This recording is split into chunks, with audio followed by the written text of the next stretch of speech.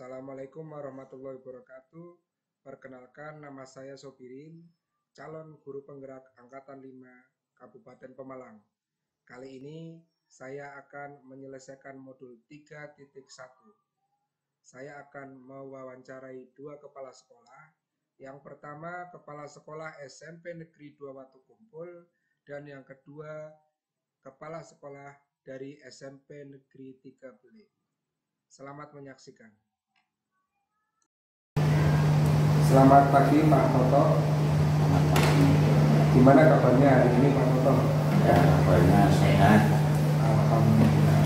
Jadi dari rumah ke sekolahan itu berapa menit Pak? Kalau dari rumah panjenengan ke sekolah? 90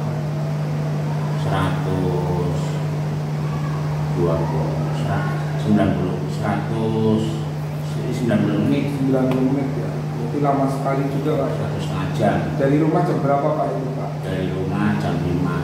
Jam 5 pagi. Iya. Karena kewajiban, jadi harus berangkat pagi ya Pak. Iya. Kita beli kerja.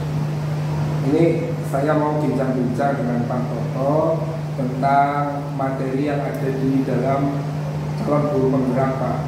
Ini kaitannya dengan dilema moral dalam mengambil keputusan. Tentunya di sekolah manapun itu kan banyak sekali masalah-masalah ya Pak ya. Masalah-masalah baik kepala sekolah dengan guru, kepala sekolah dengan pimpinannya juga pengawas, guru-guru dengan siswa dan lain sebagainya. Nah di sini memang untuk pengambilan keputusan itu tidak mudah. Ada yang harus dikorbankan tentunya. Yang pertama biasanya ketika Pak Toto mengambil keputusan itu ada dilema. Yang pertama itu individu dengan kelompok, biasanya begitu ya Pak ya. Jadi pertentangan antara individu dan kelompok, kemudian rasa keadilan dan rasa kasihan, kemudian kebenaran lawan kesetiaan, atau jangka pendek dan jangka panjang.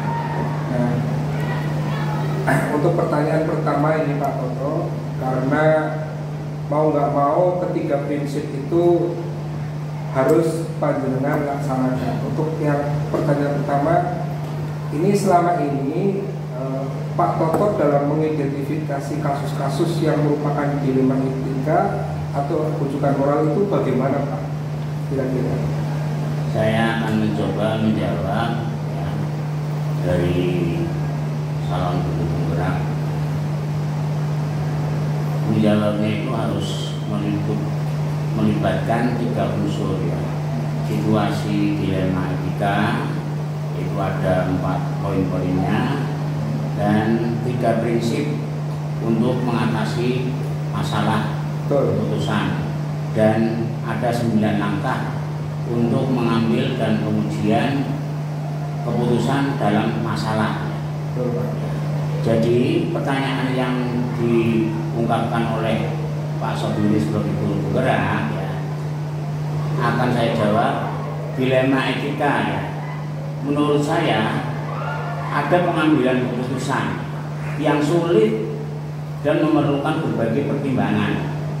Benturan antara kepentingan individu melawan kepentingan kelompok, bisa juga benturan antara rasa keadilan melawan rasa kasihan, bisa juga benturan antara kebenaran melawan kesetiaan, dan ada juga benturan antara dampak jangka panjang dan dampak jangka pendek ya, itu ya. Sedangkan masalah rujukan moral itu tentang benar dan salah. Jika kita tidak melanggar norma hukum, maka keputusan disepakati bersama. Itu jawaban saya seperti itu. Oke, terima kasih Pak Toto atas jawabannya. Jadi untuk pertanyaan pertama itu dapat saya simpulkan memang untuk mengambil keputusan itu tidak mudah ya Pak Toto ya. Yeah. Jadi perlu banyak pertimbangan. Ada yang harus dikorbankan. Tadi antara kepentingan individu dengan kepentingan kelompok. seperti itu. Kemudian benturan antara keadilan melawan rasa kasihan. Sebagai contoh mungkin misalnya Pak Toto sudah berpengalaman menjadi kepala sekolah sudah lama, kemudian misalnya ada acara study tour misalnya Pak ya, ada acara study tour yang mana di sekolahan tersebut biasanya study tour sudah menggunakan biro jasa A selama 10 tahun dan guru di situ sudah menjadi karyawan dari biro jasa itu. Akhirnya mau nggak mau Pak Toto mengambil sikap untuk memutuskan mau pilih biro jasa yang mana. Itu kira-kira ya Pak Toto. Ya. Di samping itu juga efek pengambilan keputusan itu memang harus dipertimbangkan juga ya Pak Toto antara jangka panjang dan jangka pendek. Pertanyaan kedua ini Pak Toto. Nah, ini selama ini Pak Toto, bagaimana Pak Toto menjalankan pengambilan keputusan di sekolah SMP Negeri 2 Kumpul, di sekolah kita, terutama untuk kasus-kasus di mana biasanya itu ada dua kepentingan yang sama-sama benar, kepentingan ini benar, kepentingan ini juga ternyata benar, atau sama-sama mengandung nilai-nilai kebajikan, nilai-nilai yang dianggap sudah bagus. Kira-kira apa itu Pak? Ya, saya akan mencoba untuk menjawabnya. Ya, kita sebagai kepala sekolah akan menjawab pertanyaan yang disampaikan oleh Pak Sebirin ya, terkait mengenai pengambilan keputusan di sekolah SMP Negeri 2 Kumpul ya. Bahwa masalah untuk pengambilan keputusan di sekolah ini memang sulit. Tapi sebagai pemimpin di satuan pendidik, mau tidak mau harus berani memutuskan segala sesuatu demi kemaslahatan bersama. Betul. Tapi paradigma yang sering saya pegang adalah pengambilan keputusan yang berbasis peraturan. Dengan adanya peraturan, kita harus sepakat, harus mengikuti, tidak boleh melanggar. Nanti segala sesuatu kegiatan yang ada di sekolah nanti tidak ada temuan-temuan. Maka kita harus berpedoman pada peraturan. Peraturan itu sudah barang tentu akan mengamankan semua kegiatan-kegiatan yang kita laksanakan ya. Menurut saya segala peraturan yang telah dibuat dan disepakati harus kita hormati, harus kita junjung tinggi, harus kita laksanakan dengan penuh tanggung jawab. Dengan adanya peraturan tadi, kalau kita laksanakan sebenar-benarnya, saya tidak melanggar, tentu semua keputusan yang kita ambil itu akan lebih aman kalau sesuai dengan peraturan. Itu saja. Oke, kita lanjutkan untuk pertanyaan berikutnya Pak Toto.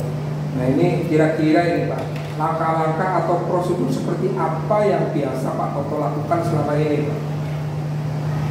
Saya sebagai kepala sekolah SMP Negeri 2 Kumpul akan memberikan langkah-langkah atau prosedur yang seperti biasa dilakukan selama ini ya. Pertama, saya akan melakukan analisa masalah. Apakah masalah tersebut tentang benar dan salah? Kemudian saya akan menganalisa siapa saja yang terlibat dalam situasi tersebut. Adakah nilai-nilai kebajikan yang dilanggar? Adakah norma hukum yang dilanggar? Adakah pihak-pihak yang dirugikan dan lain sebagainya? Setelah itu baru saya akan bertindak mengambil keputusan. Jadi ada langkah-langkahnya? Ya, ada langkah-langkahnya. Oke, jadi kalau saya analisa jawaban Pak Toto itu bagus sekali. Jadi tidak serta-merta ada masalah ini langsung di-cut, langsung putuskan, tapi perlu adanya analisa lebih detail lagi ya Pak Toto ya. Oke. Pertanyaan berikutnya Pak Toto. Hal-hal apa saja yang selama ini Pak Toto anggap efektif dalam pengambilan keputusan, terutama pada kasus-kasus dilema etika, Pak. Ya. Yang menurut saya, ya,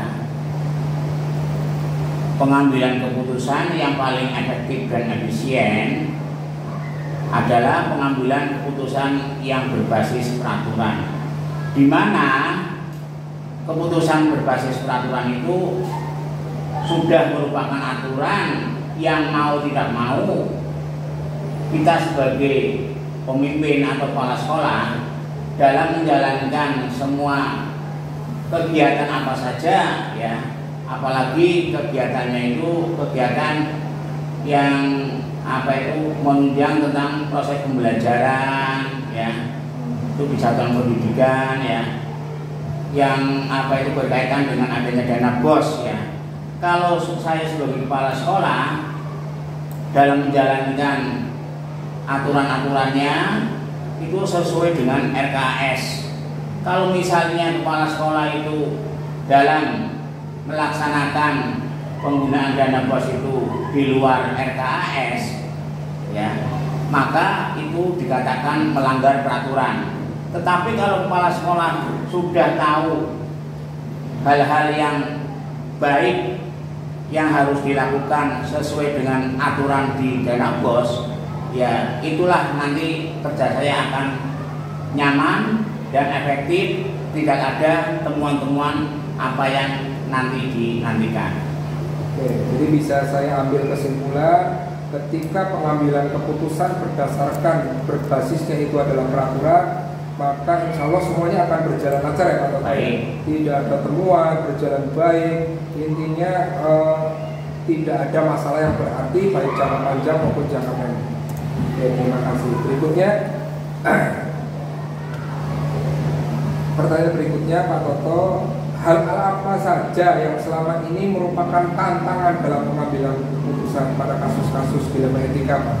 Ya, saya akan menjawab mengenai tantangan dalam pengambilan keputusan pada kasus-kasus dilema etika. Emang ya, yang namanya etika itu sangat penting. Kalau misalnya kita semuanya sebagai, ya, guru pendidik, ya, atau kepala sekolah, ya, itu kalau mau menjawab tentang tantangan dan pengambilan keputusan pada kasus dilema etika, yang menjadi tantangan pada kasus-kasus dilema etika adalah pada saat penentuan pengambilan keputusan, di mana sebagai seorang pemimpin harus berpikir yang matang, yang kronologis, yang betul-betul bisa dicermati dan jeli dalam pengambilan keputusan. Tentunya berpedoman pada rambu-rambu atau norma atau nilai kebajikan yang berlaku. Itu aja. Jadi, terima kasih Pak Toto atas jawabannya. Ini pada saat pengambilan keputusan tadi Pak Toto sudah menyinggung bahwa harus dipikirkan secara matang, baik dampak negatifnya, positifnya, dampak buruknya, jangka panjangnya, jangka pendeknya, itu harus dipikirkan, ya Pak Toto. Ya. Jadi tidak melanggar norma atau peraturan yang berlaku, itu penting sekali. Pertanyaan berikutnya, nah, apakah Pak Toto memiliki jadwal tertentu dalam menyelesaikan kasus dilema etika? Apakah langsung diselesaikan di tempat atau punya jadwal tertentu, Pak? Ya, saya sebagai kepala sekolah akan menjawab, ya, itu ada dua reaksi dalam menyikapi dilema etika. Yang pertama adalah reaksi responsif dan reaksi terjadwal. Namanya saja reaksi responsif, berarti apa itu? Reaksi yang harus dilaksanakan cepat, ya. Kalau reaksi terjadwal itu berarti manakala apa itu ada, ya, tapi tetap itu dilaksanakan, ya.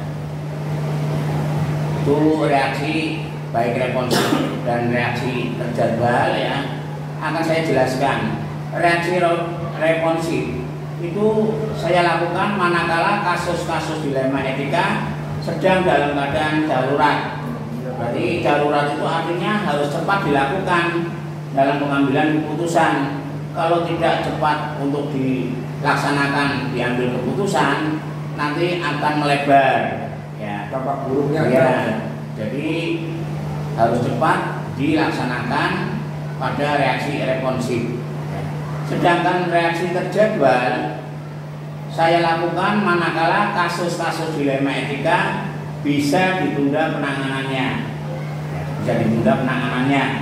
tapi pada dasarnya dan prosedur yang saya lakukan hampir sama antara reaksi responsif dan terjadwal. Yang pertama adalah berkolaborasi, jadi diadopsi ya, dicampur ya dengan stakeholder yang berkepentingan, bisa berdiskusi, hasil berdiskusi bagaimana, dianalisis, kemudian baru pengambilan keputusan. Ya. Jadi tidak langsung dengan sepihak saja, tapi bisa mengikutsertakan sama guru-guru yang lain, ya TU dan komite, ya itu juga bisa untuk mengambil keputusan secara bersama. Ya, itu aja. Jadi pada dasarnya itu Pak Toto ketika mengambil keputusan itu tidak hanya sepihak ya Pak Toto ya.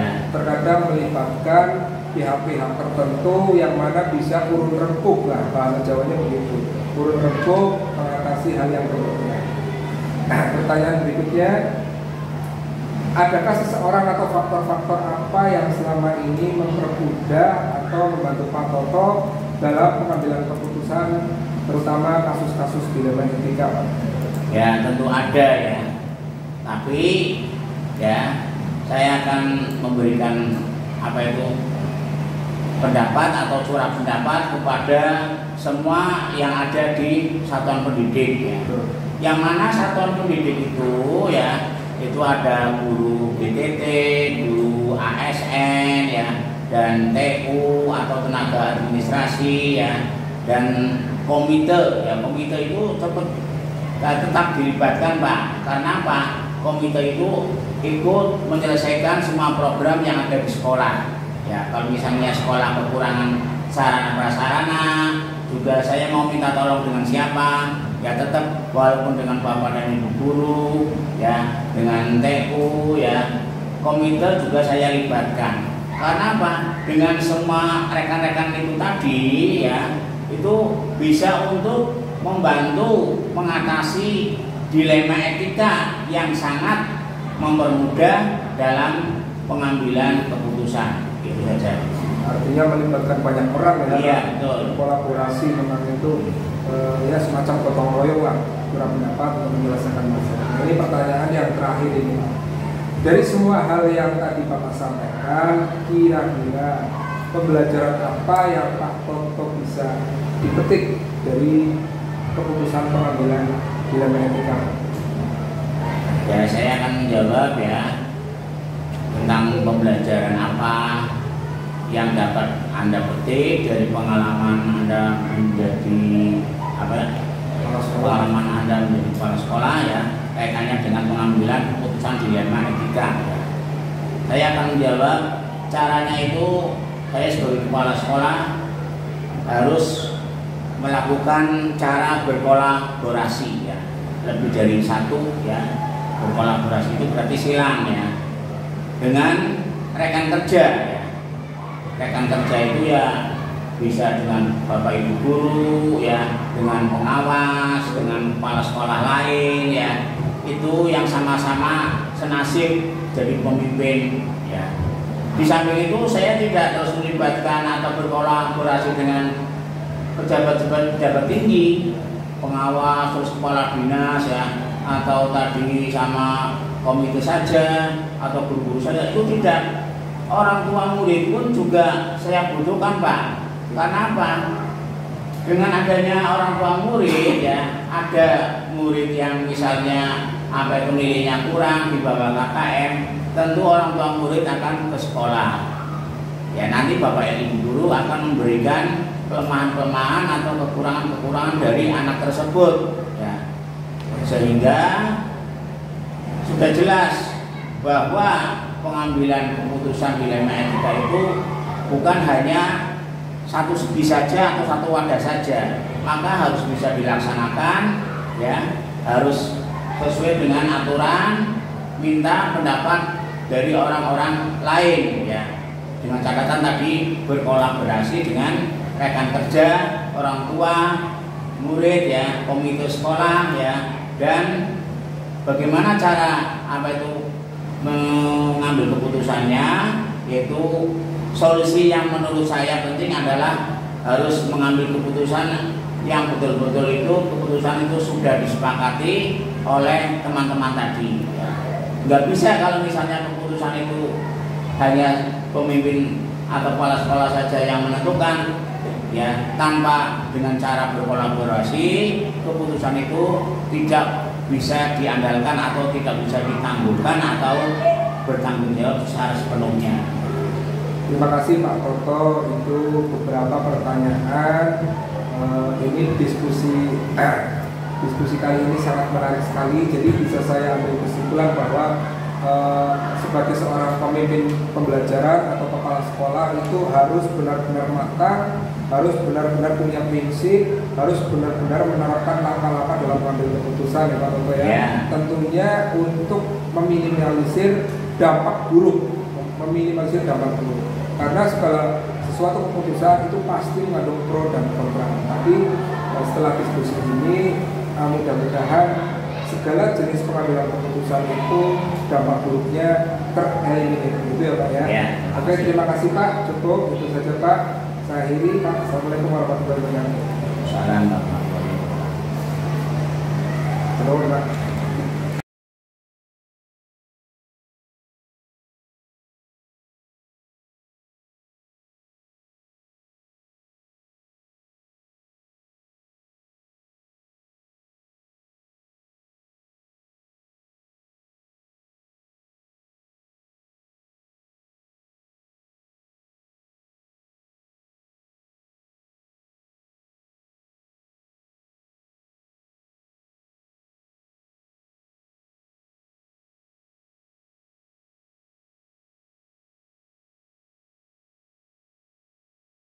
Selamat pagi Pak Sugeng. Gimana kabarnya? Alhamdulillah sehat walafiat. Atas doanya berarti sudah berapa tahun ya di sini Pak, dipindah ke sini? Pindah sini sudah hampir 1 tahun lah, kurang 1 tahun. Nah, iya. Betah nih Pak di sini? Alhamdulillah betah, sehat walafiat lah. Yang penting kita bekerja sesuai dengan profesional aja, seaturan dan regulasi yang ada. Oke, gini Pak Sugeng, maksud dari kedatangan saya di sini, saya ingin wawancara dengan panjenengan terkait kebijakan dalam pengambilan keputusan. Di sini kan di sekolah manapun itu kan pastinya ada sebuah masalah seperti itu ya. Berarti ada masalah guru dengan siswa, kepala sekolah dengan siswa, kepala sekolah dengan guru dan pengawas dan lain sebagainya. Dan itu tentunya tetap harus diselesaikan ya Pak ya. Ini saya ada tugas dari calon guru penggerak yang mana tugas tersebut nanti mohon izin saya upload di LMS ya Pak ya. Oke, apa ya. Ada beberapa pertanyaan di sini Pak, yang mana panjenengan nanti silahkan dijawab sesuai dengan kondisi sekolah SMP Negeri 3 Beling. Ini yang pertama Pak, selama ini bagaimana Bapak dapat mengidentifikasi kasus-kasus yang merupakan dilema etika atau bujukan moral Pak? Oke, sebelum kita menjelaskan tentang dilema atau etika, bujukan moral, terlebih dahulu Bapak akan menjelaskan tentang dilema etika. Kalau menurut Bapak, pengambilan keputusan dilema etika itu sama saja dalam pengambilan keputusan yang sulit dan memerlukan berbagai pertimbangan, Pak. Ya, betul. Benturan antara kepentingan individu melawan kepentingan kelompok, kemudian benturan rasa keadilan melawan kasihan, kemudian benturan antara kebenaran melawan kesetiaan. Dan juga ada benturan yang berdampak pada jangka panjang dan jangka pendek. Ini menjadikan kita permasalahan bujukan nomor itu tertantang benar dan salah. Dan jika kita melanggar norma hukum, maka keputusan bisa disepakati secara kebersamaan. Itu Pak. Terima kasih. Jadi pertanyaan pertama bisa saya ambil kesimpulan bahwa yang namanya untuk mengambil keputusan itu tidak boleh sembarangan ya Pak. Iya. Tidak harus beberapa pertimbangan yang matang itu pertanyaan pertama. Jadi tidak serta-merta masalahnya ini langsung diselesaikan gitu enggak, tapi harus dipikirkan secara matang gitu ya Pak. Meskipun pilihannya sulit begitu. Untuk pertanyaan kedua Pak, selama ini bagaimana Bapak menjalankan pengambilan keputusan di sekolah SMP Negeri 3 Belik Pak, terutama untuk kasus-kasus di mana ada dua kepentingan yang sama-sama benar atau sama-sama mengandung nilai kebajikan Pak? Iya, oke. Ini memang sulit Pak Pirin terhadap kasus seperti itu. Sebagai pemimpin di satuan pendidikan, ini mau nggak mau ya harus berani memutuskan segala sesuatu tentang kemaslahatan secara bersama. Tapi paradigma yang saya sering tekankan, kita berpegang pada keputusan dalam rangka berbasis peraturan.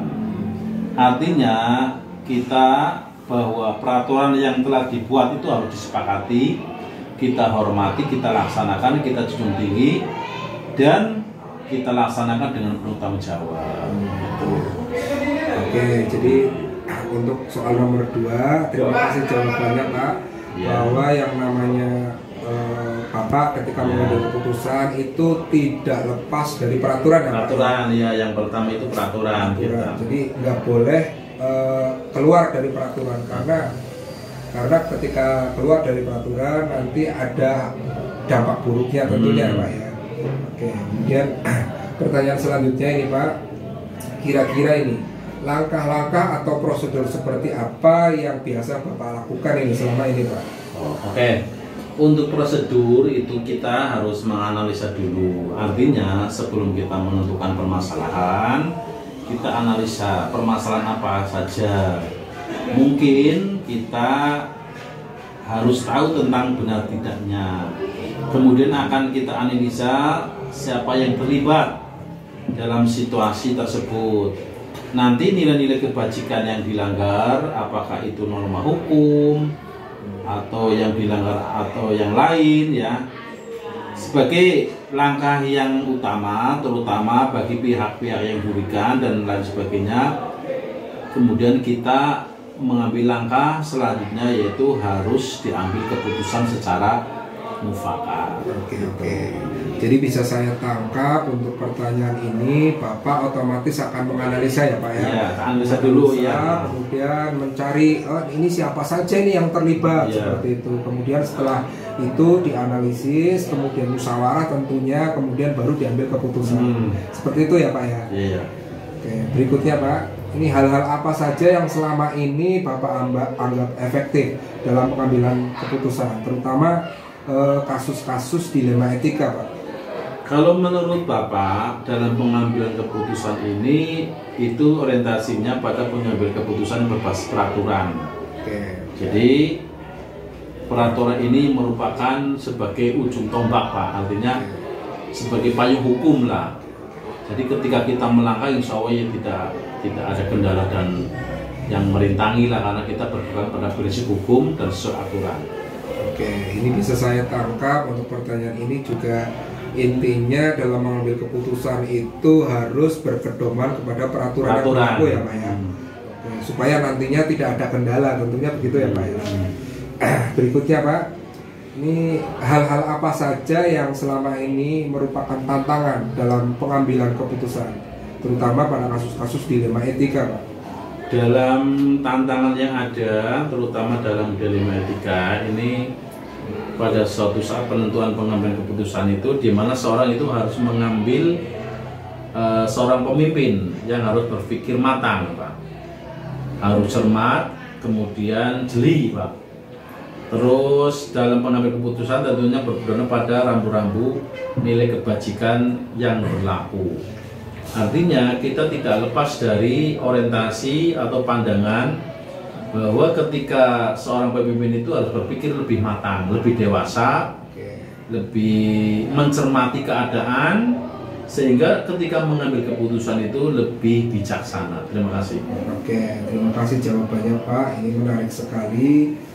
Jadi tidak sembarangan begitu ya, mengambil keputusan itu tidak sembarangan, harus melibatkan banyak orang, kemudian dicari mana yang paling baik, kira-kira seperti itu. Tentunya sebelumnya sudah dianalisis.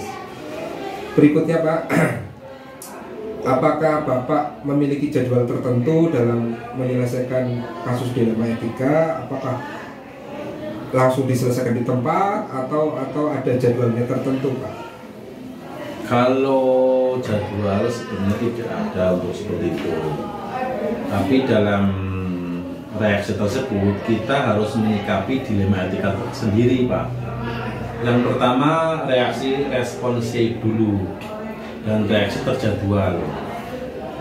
Reaksi responsif yang saya lakukan manakala harus tahu kasus yang ada, artinya dilema ya.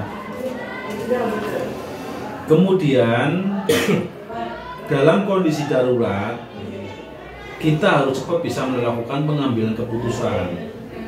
Reaksi terjadwal saya lakukan manakala kasus ini atau yang berhubungan dengan dilema etika bisa ditunda Pak. Jadi penanganannya itu termasuk dalam kasus etika yang memang harus ditunda dalam penanganannya. Tapi pada dasarnya prosedur yang ada yang kita lakukan ini nyaris sama lah.